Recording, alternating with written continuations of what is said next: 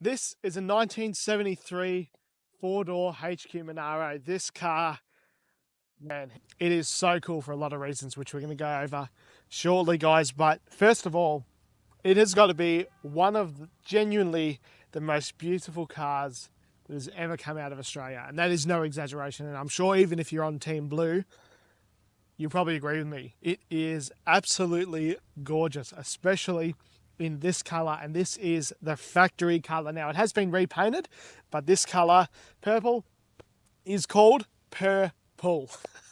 Purr like a cat, pull like, I don't know, push-pull, purple. There are plenty of mock-ups of these cars made, but this is completely genuine and very original. Other than being restored, it is very true to its original self. One of my favorite parts of styling of this particular car is the paint outs on the bottom. Now, this car, the HQ four-door GTS, this was the first car that had these on it. And I think that Holden did that to separate it from the normal Kingswood. And it worked because they look great and they're really synonymous with the Monaro. It just looks so good. The Monaro also came in a heap of other cool colors like light green and orange and all of that kind of stuff. But this one in purple, it's just the perfect color for a muscle car like this.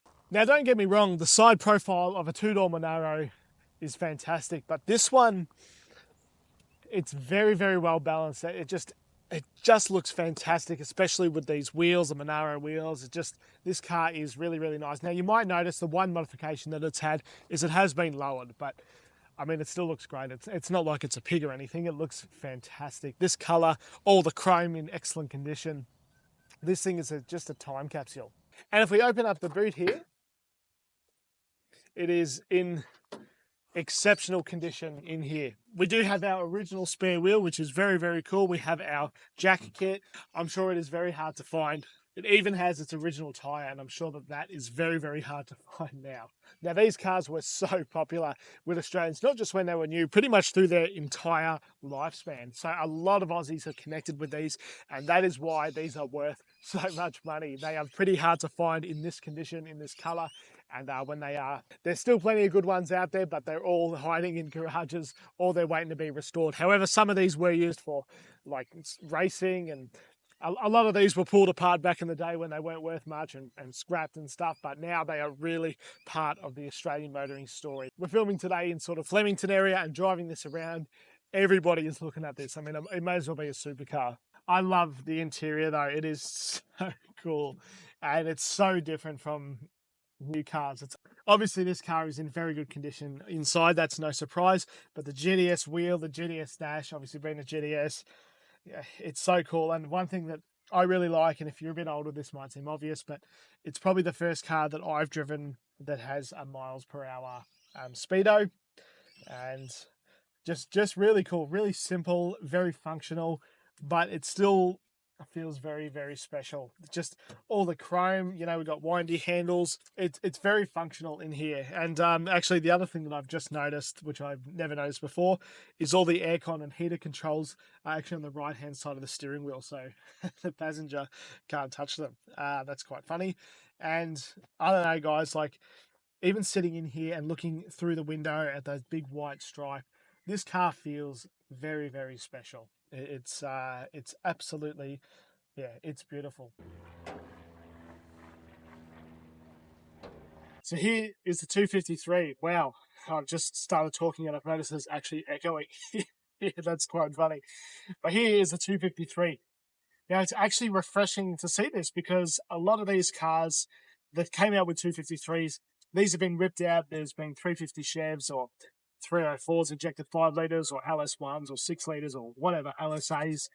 It's really nice to see one that still has the 253. That's, you know, what it come with. Now, we all know the 253 is not an absolute powerhouse, but it does suit this car still. And the only modification that this car has had is headers, and it sounds really, really good. It sounds like the car is meant to, and I don't know, if this was my car, I really would keep the 253. You can enjoy this car on the street, and it's, I don't know, it's really nice having the noise, the just making the noise if it's supposed to. I really, really like it. And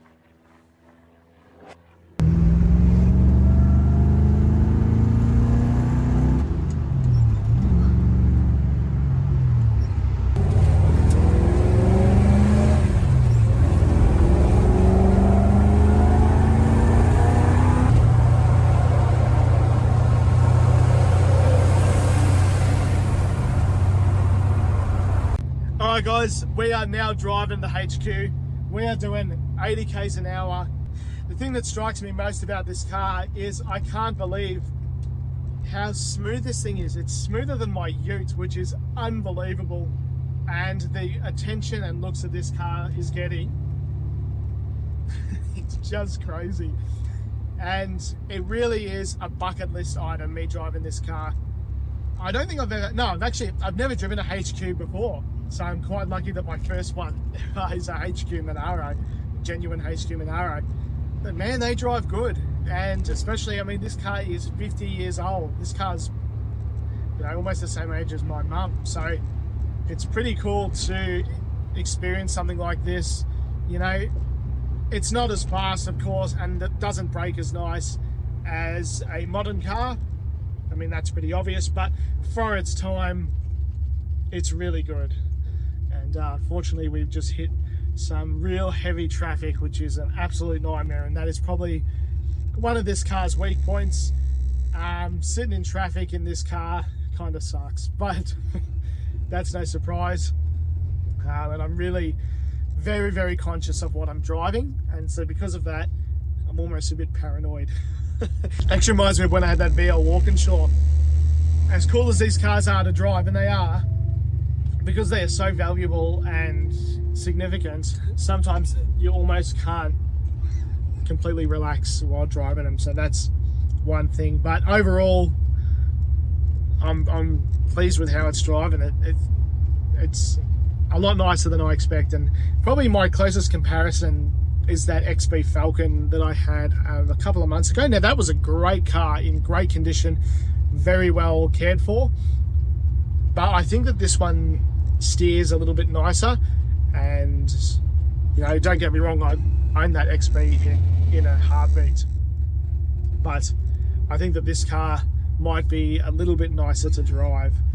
And yeah, overall both beautiful cars, but the HQ, just such an iconic piece of Australian motoring history. I mean, they made so many of these, but how often now do you see one? And especially my generation, unless they have one in the family, they really don't have the same connection, because all of them, even your base model Kingswoods and stuff, they're still expensive. And they do need a lot of time, effort and money.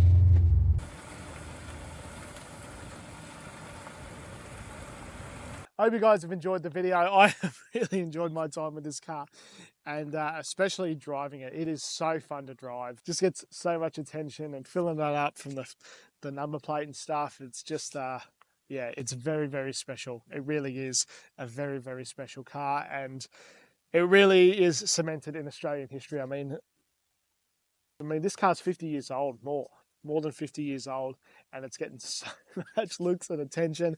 I really love the color of it.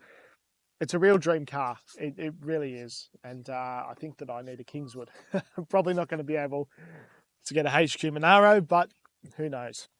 Anyway, guys, thank you for liking, following along, subscribing, watching, all that kind of stuff. I really, really do appreciate it.